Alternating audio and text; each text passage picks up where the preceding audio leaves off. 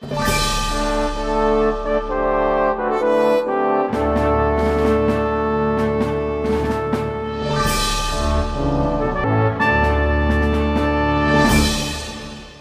rehabilitasi Sekolah Asdian Sukadaya 01 diduga tak memenuhi standar kualitas bangunan. Dari segi kekuatan pondasi tidak memenuhi standar kualitas, di mana pondasi bangunan untuk menahan beban bangunan tersebut tidak memakai bahan material batu kali, tetapi hanya menggunakan herbal. Sabtu 28 Juni tahun 2025. Kualitas bangunan gedung yang terpenting adalah pondasi yang harus kuat, agar tidak terjadinya hal seperti bangunan ambruk, tahan gempa bumi, dan tahan terhadap hembusan angin kencang. Hal ini diduga memicu bahwa adanya indikasi asal-asalan terhadap bangunan Sekolah Asdian Sukadaya 01. Edi Gentong selaku Ketua EWOI Kabupaten Bekasi mengatakan bahwa pembangunan rehab sekolah itu harus benar-benar kokoh, tidak boleh dikurangi volumenya sedikit pun karena menyangkut nasib orang banyak.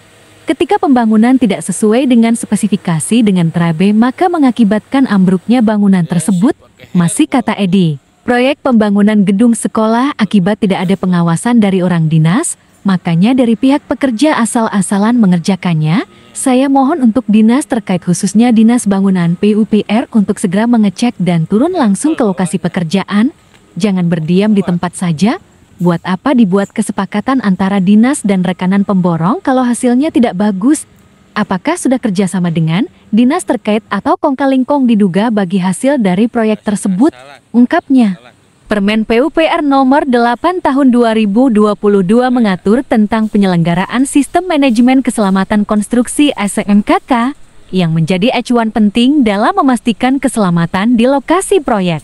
Penggunaan material yang tidak sesuai dengan mutu yang disyaratkan, seperti mutu beton yang lebih rendah dari yang tertulis dalam spesifikasi, dapat membuat struktur bangunan menjadi rapuh dan rentan terhadap kerusakan. Regulasi seperti Peraturan Menteri PUPR Nomor 01 Tahun 2021 tentang Standar Komponen Bangunan SKB dan Pedoman Teknis Bangunan Gedung, serta Permen PUPR Nomor 5 Tahun 2022 tentang Sistem Manajemen Keselamatan Konstruksi SMKK, memberikan kerangka kerja yang jelas mengenai bagaimana proyek konstruksi seharusnya dilaksanakan. Peraturan Pemerintah PIPEN Nomor 16 Tahun 2021 tentang Peraturan Pelaksanaan Undang-Undang Nomor 28 Tahun 2002 tentang Bangunan Gedung, serta berbagai peraturan menteri dari Kementerian Pekerjaan Umum dan Perumahan Rakyat PUPR menjadi landasan hukum utama. Sesuai dengan peraturan yang berlaku, kontraktor yang terbukti melakukan non-prestasi atau pelanggaran kontrak dapat dikenakan sanksi administratif seperti denda, pemutusan kontrak, atau dimasukkan dalam daftar hitam blacklist untuk proyek-proyek pemerintah di masa mendatang. Transparansi informasi mengenai proyek rehabilitasi sekolah, termasuk anggaran, spesifikasi teknis, dan laporan pelaksanaan, juga perlu ditingkatkan agar publik dapat turut serta mengawasi. Kegagalan dalam pengawasan, seperti yang diduga terjadi di Asdian Sukadaya 01, dapat membuka celah bagi praktik-praktik yang merugikan kualitas dan keamanan bangunan. Selain itu, setiap proyek konstruksi, termasuk rehabilitasi ruang kelas, biasanya melalui proses tender atau lelang yang diatur oleh Lembaga Kebijakan Pengadaan Barang atau Jasa Pemerintah LKPP. Laporan kontributor redaksi, Sugianto Media Suara Cikarang.com.